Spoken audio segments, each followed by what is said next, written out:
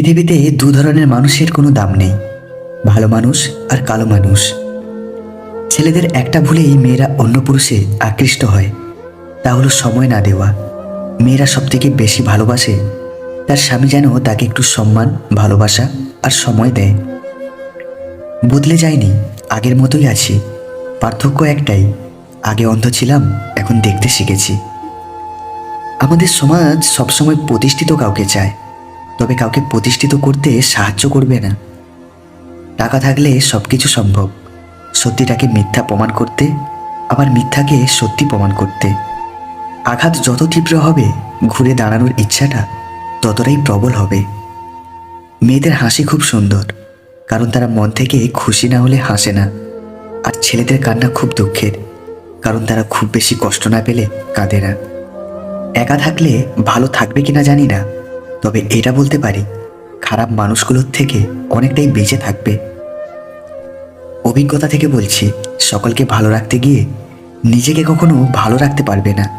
সবার প্রথমে নিজেকে ভালো রাখতে শেখো, তবে সকলকে ভালো রাখতে পারবে।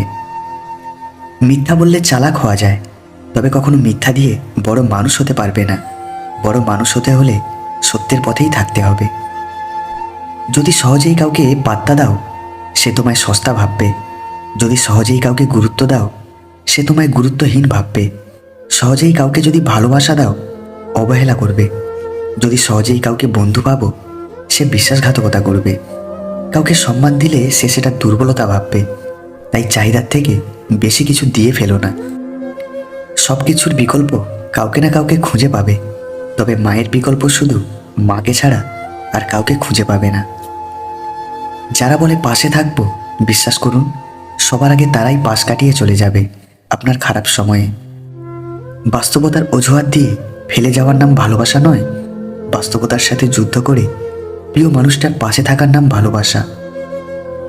সমস্যা এলে কখনো এড়িয়ে যাবেন না, মুখোমুখি রুখে দাঁড়াবে।